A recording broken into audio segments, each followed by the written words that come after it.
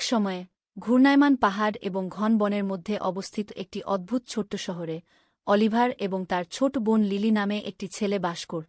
Oliver একটি কৌতূহলী এবং দুঃসাহসিক ছেলে ছিল, সর্বদা তার চারপাশের পৃথিবী অন্বেষণ করতে আগ্রহী। এক রৌদ্রোজ্জ্বল সকালে অলিভার এবং লিলি একটি দুর্দান্ত দুঃসাহসিক কাজ শুরু করার সিদ্ধান্ত নিয়েছে। তাদের কল্পনা এবং স্যান্ডউইচ এবং লেমনেডে ভরা পিকনিকের ঝুড়ি ছাড়া আর কিছুই না নিয়ে তারা তাদের বাড়ির পিছনের জঙ্গলে রওনা দেয়। গাছগুলি তাদের কাছে গোপন কথা ফিসফিস করে যখন তারা হাত ধরে হাঁটছিল, তাদের হাসি পাখির গানের সাথে মিশেছে। জঙ্গলের আরও গভীরে যাওয়ার সময় তারা একটি লুকানো পথে হোঁচট খেয়েছিল, বন্যফুল দিয়ে উত্থিত এবং সূর্যের আলোতে ডুবেছে। উত্তেজিতভাবে অলিভার এবং লিলি পথ অনুসরণ করে, তাদের হৃদয় প্রত্যাশায় কম্পিত হয়। তারা বকবক স্রোতের উপর এড়িয়ে গিয়ে প্রাচীন ওক গাছের চারপাশে নাচছিল, তাদের কল্পনা বনকে পরি এবং ড্রাগন দিয়ে ভরা এক জাদুকরী রাজ্যে পরিণত করেছে। হঠাৎ তারা সোনালি আলোয় স্নান করা একটি ক্লিয়ারিংয়ের উপর এসে পড়ল, যেখানে একটি মহিমান্বিত জলপ্রপাত নিচে একটি স্ফটিকস্বচ্ছ পুলের মধ্যে পড়ে।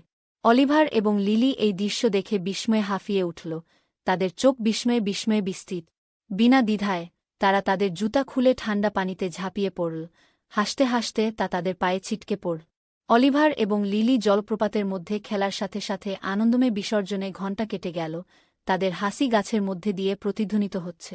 তারা তাদের স্যান্ডউইচ এবং লেমনেড ভাগ করেছে, তাদের বন্ধন প্রতিটি ক্ষণস্থায়ী মুহূর্তের সাথে আরও শক্তিশালী হচ্ছে। সূর্য অস্তমিত হতে শুরু করে, বনের উপর একটি উষ্ণ আভা ঢালাই করে, তারা অনিচ্ছাকৃতভাবে ঐন্দ্রজালিক ক্লিয়ারিংকে বিদায় জানায় এবং তাদের বাড়ি ফিরে যাত্রা শুরু করে। যখন তারা গোধূলির মধ্য দিয়ে হাতে হাত রেখে হেঁটে যাচ্ছিল, অলিভার এবং লিলি জানত যে তারা সবসময় বনে তাদের দুর্দান্ত দুঃসাহসিক কাজের স্মৃতি লালন করবে।